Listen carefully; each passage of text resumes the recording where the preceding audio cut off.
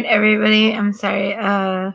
So I was just on another stream, and I am gonna go ahead and talk to you guys about my story. So I've done videos about this before, and I thought I would do a video about this again while I have some people watching, and this way you can ask some questions. So I was never really a leftist. I know a lot of people are, as I like to say, refugees from Leftistan. So I am not a refugee from Leftistan. Let's see. Here we go.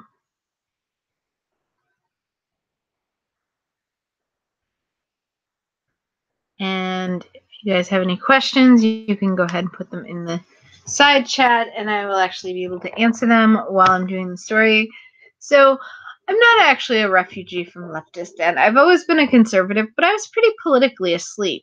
But I mean, now I am so politically engaged, and that all happened, I would actually say, in about a week. It'll probably be a year ago. Because what happened was I used to watch like once a week. It's kind of a thing like Motzei Shabbos, or after like Saturday night, I would pull up some videos, like I would look for some of the recent videos that had been put up in the last week using the filter. I would put up, watch videos interviewing Ann Coulter, anything Tommy Lahren had put up in the last week. Of course, this was back when Tommy Lahren, during a good chunk of this time, this actually started to be kind of like my weekly ritual, that I would watch a few videos, like maybe for an hour or two. I would watch some videos, but just a little bit, not engaged to the extent that I am now. I broke out of the Matrix. So the one week I went on, and all the interviews with Ann Coulter were, are you going to be able to speak at Berkeley? And here's what happened when Milo tried to speak at Berkeley. Now, Tommy Lahren had done a video on the Milo incident, but I didn't really connect. I didn't know that these were like communist college students or communist high school students. What I thought it was I actually just saw like all the, setting stuff on fire, and I thought it was black people again, like, Ferguson and Baltimore. And, I just kind of like shrugged my shoulder. When I realized what was really going on, it was kind of like a whole new level, because black people have throughout the years rioted in black neighborhoods. So it wasn't really that unique that they were rioting. But when I realized that, regular, at first I thought it was college kids, and then as I learned more about BAM, I realized that it was probably a lot of high school kids. So, and then I just went down the rabbit hole. Absolutely went down the rabbit hole. And that's when I became very, very politically. But now I'll be like on Facebook, or like recently I put a bunch of, I did some editing just to like have fun with editing. And I did stuff that I offered to somebody to use for, they do music, they make their own music, and they don't really have, sometimes they have stuff that looks like a music video to go with it, but sometimes they just put stuff on that doesn't really look like a music video. So I made some stuff and offered it to that person. I emailed it off to them. They're actually, I'm pretty sure they're a South African, so I haven't heard from them. So I'm a little worried that, the thing that might have happened to them, it might be the thing that happens to South Africans. I suspect that they are white because they did a song called Communism Sucks. Anyway, that channel is italics, some really cool like techno-y kind of music. But anyway, so I put some stuff on an old channel of mine for him to be able to look at, because rather than put it all unlisted, that would be kind of a pain to make somebody go to. I made like, I don't know, 8 videos or something like that. It would be a pain to use links for like 8 videos. So I went ahead and just put it on another channel. I was like, well, do I have a spare channel I can put it on? So I put it on like an old channel that I pretty much haven't used in like 3 years, 2 years or something like that. So when I did, I was looking at the old stuff and I noticed that one of the things on the channel, some of my old liked videos were like Paul Joseph Watson, InfoWars videos and stuff. So it was interesting to see that I was already, even before I was, really, really engaged. Do I watch Sticks? I don't like Sticks. I subbed to him and then I unsubbed to him. He also he made a comment I didn't like about Jews. He's a little too. He's always talking about how he's not alt-right, but I think he's a little very friendly with them. A lot of people like Sticks. I don't really see the appeal. I was discussing this with someone last night. I think it was on a Discord chat. But yeah, I don't see the appeal. I mean, I know other people like him. I don't really see the appeal. I don't really like his channel. And I mean, most YouTubers they all discuss a lot of the same thing. So I subscribe to like, I think almost 200 channels. I subscribe to a lot of small channels. You'll find that I mention a lot of the YouTubers throughout the course of the videos that I make. But the thing that happened last April was when I found out about everything, I kind of went down the rabbit hole. And now I spend a lot of time politically engaged and I'm quite politically aware compared to, I mean, I was always a conservative, but I just wasn't that politically aware. I had no idea like communism was growing in the United States and stuff. So, and then I'm like looking around, I'm actually surprised at how many people actually knew this all along. But some people, what I see is I was on I'm on many Facebook groups, and there was one Facebook group where I happened to witness one of the guys in the group realizing that there's real communists in the US, and he like made a live stream and he's like, there's real communists here in the US. And I was kind of like, at this point, this was like 2 or 3 months into my journey of being like very politically engaged. It was last summer. And I'm kind of like, I think it was right around August, because it was because he found out that there were communists in the US through the incident in Charlottesville. So this was like maybe August 15th or something like that this happened, I'm guessing. It was the 12th was when the incident happened. So it was a couple days after the incident or maybe a week after. Maybe it was like the following Sunday or something that I found this information.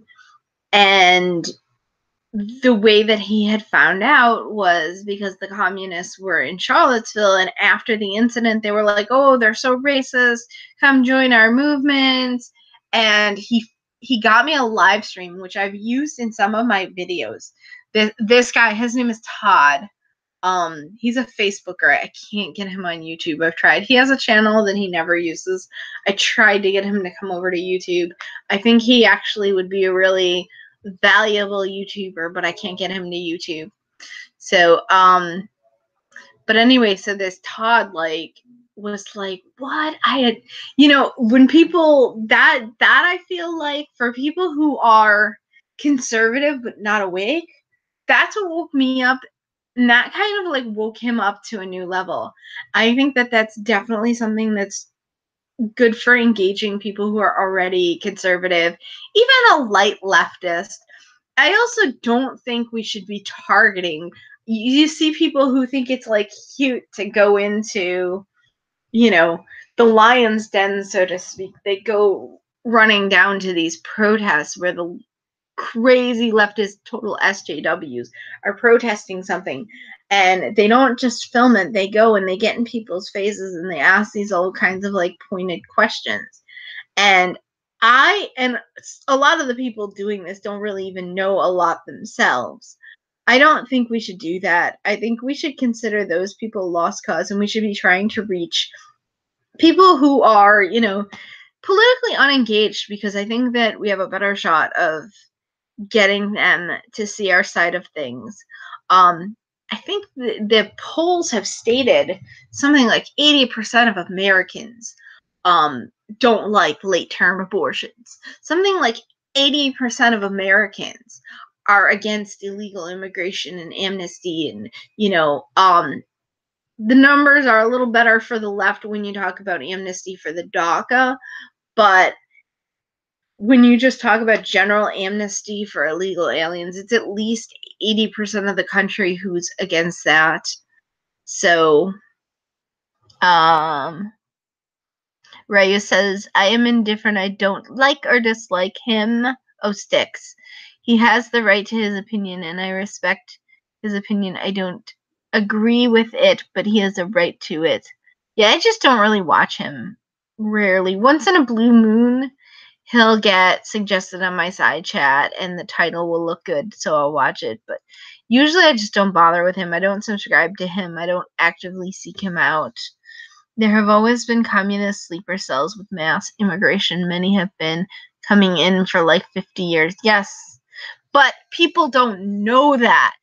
That's my point. My point is that people don't know this, and that when they find this out, it's a huge red pill dropped on a lot of people. It gets a lot of people to like kind of go like, what, and open their eyes up. There is a guy named Courageous Leopard that wants to do. Are you talking about Bold Like a Leopard? Maybe you said Courageous Leopard, or is that another YouTuber? That's one way to find out. I'll go do a search for it while I'm waiting for you to. You're like 30 seconds behind me.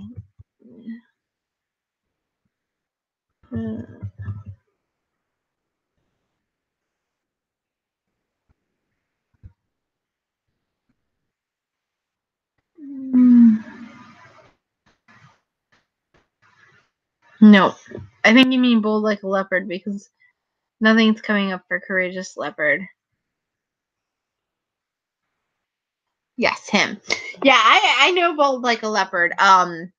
He's actually Jewish, so, and we both watch Anthony Brian Logan, so I know him from there.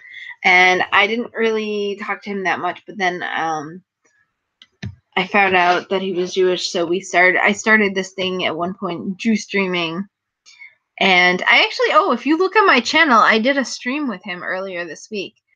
Also, I've noticed that a few people, I lost another subscriber. I don't know if people realize this, but you can subscribe to somebody without hitting the bell. The difference is if you subscribe and hit the bell, you get notifications. You can subscribe without hitting the bell, and then when you go over on the upper left-hand side,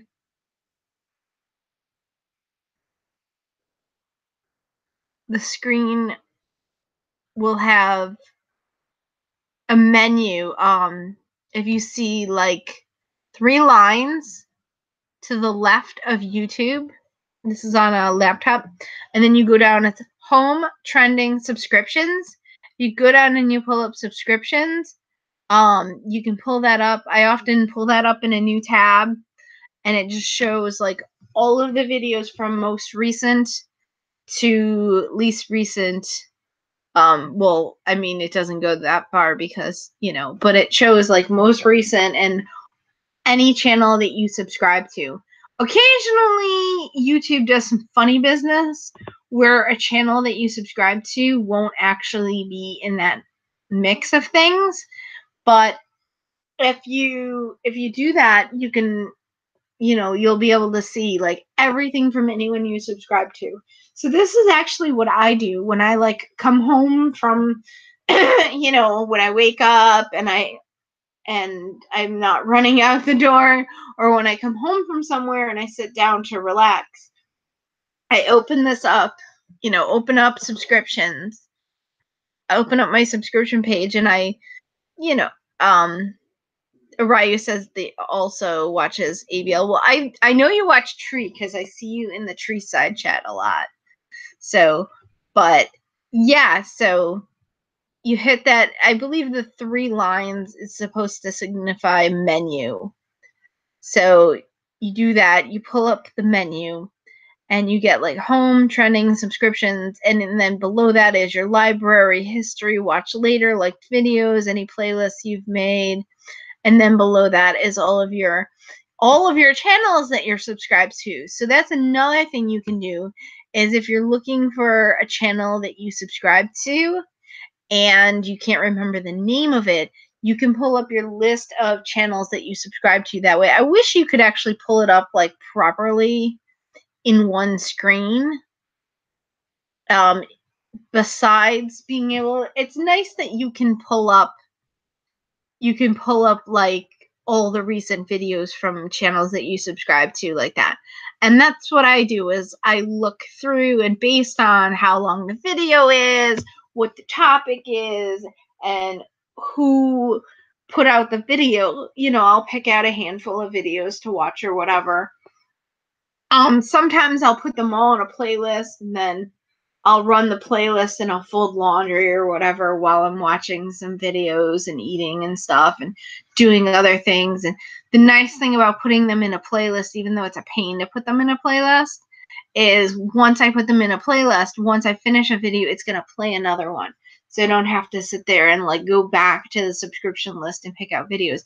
Sometimes I find, like, also at the top of your subscriptions, it goes with most recent. So anybody who is streaming now, those are all going to be at the very top, and they're going to have like the red box, like live now or whatever. I think me. And then you can always refresh and get who is new, who put out new stuff. So yeah, none of the people I subscribe to are streaming now.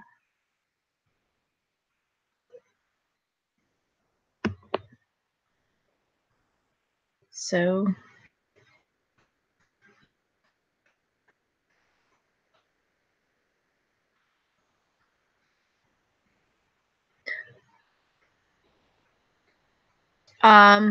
Ray says, I think the best thing the right can do is encourage, he spelled encourage wrong, by the way, it's with an E, these communists to come out of the woodwork so that people's eyes can really be open to the communist problem in the USA. Well, they're right under our noses. If you look at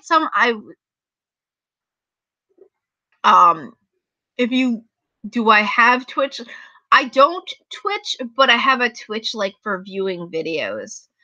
So I'm subscribed to Tree, but I don't put out content there because it's more of a live stream platform, and until recently I didn't really live stream. Like, I've been going on other people's live streams, and I hadn't live streamed on my own channel because I thought that I had to enter my phone number to do it, and I didn't want to give them my phone number. Also, maybe you do normally. I think they may have released me when I had actually, I'm gonna open up another stream that's gonna just be general, because this one has a topic and I'm veering off topic a lot and I don't like that. So I'm gonna go ahead and start one more stream, and I'm just gonna make it open topic so that I don't have to keep starting new streams.